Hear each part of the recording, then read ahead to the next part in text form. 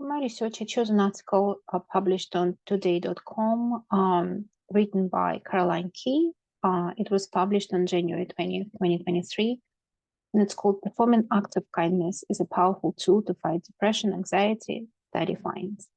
The underlying research was conducted by Dr. David Craig and Dr. Jennifer Chivens. It was published in the Journal of Positive Psychology in 2022, and it's called Healing Through Helping, an experimental investigation of kindness, social activities, and reappraisal as well-being interventions.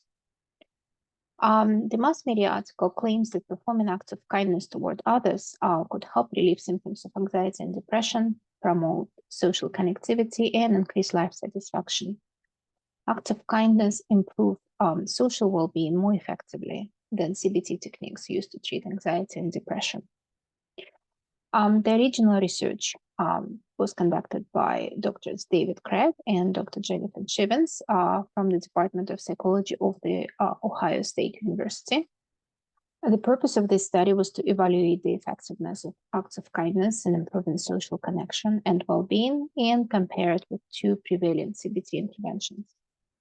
The research is also aimed to investigate the mechanism of change and address the following gaps in the literature. Benefits of acts of kindness as a clinical technique for elevated anxiety, depression, and stress symptoms, with the results assessed over a follow-up period. Comparing the effectiveness of acts of kindness to cognitive and behavioral CBT techniques commonly used for anxiety and depression. The researchers used cognitive reappraisal, for which participants completed thought records.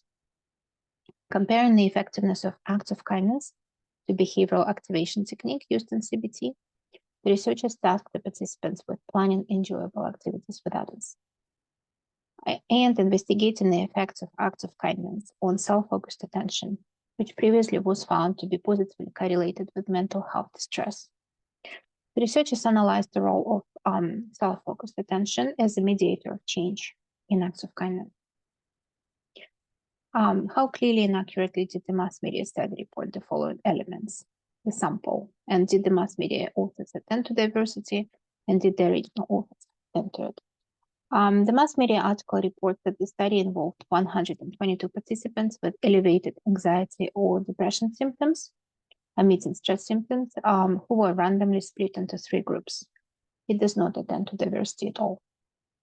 The original study provided a detailed description of the participant selection process. Only participants younger than 18 or not meeting at least one of the 3 cutoffs for mild anxiety, depression, or stress on the DAS-21 were excluded. The authors attended to diversity by including the age range, sex, race, education, income level, marital status, and religious affiliation. The racial composition of the participants was as follows: Asian 17%, Black 7%, Hispanic or Latina 7%, and multiracial 7%. The rest of the participants were white.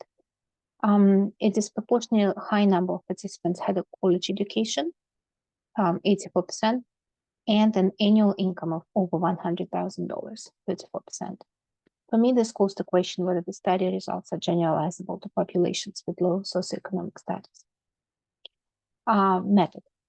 The original study contained a detailed methods section and supplements 1 and 2. To sum up, the researchers randomly assigned participants with clinically elevated symptoms of anxiety, depression, and stress to one of 3 groups. They used standardized measures, including DAS-21, MSPSS, and PANAS, to collect data and applied multi-level modeling to analyze the results within groups and between groups. Self-focused attention mediation analysis was a significant part of the study, establishing the mechanism of change. The mass media article states that 2 groups were assigned to practice CBT techniques, such as planning social activities, and the 3rd was assigned to perform 3 small acts of kindness, 2 days a week, 5 weeks. However, the article doesn't mention stress as one of the symptomatologies. Cognitive reappraisal as a specific CBT technique used in the study, or any of the parameters for planning social activities. Furthermore, it doesn't describe the study methods and procedures in any detail. finally, the article completely omits the role of self-focused attention in the analysis. Conclusions. The study concluded that acts of kindness foster social connection, an essential element of overall well-being that supports recovery from anxiety and depression. Acts of kindness produce a more significant increase in well-being than thought records and social activity planning. The study found evidence that a reduction in public self-absorption functions as a mechanism of change for acts of kindness. The mass media article doesn't specify which CBT techniques for depression and anxiety were found to have less effectiveness than the acts of kindness. This omission may create misconception that all CBT techniques for these disorders are inferior to acts of kindness. In addition, it does not describe the mediating role of reduced public self-focused attention as the mechanism of change for acts of kindness.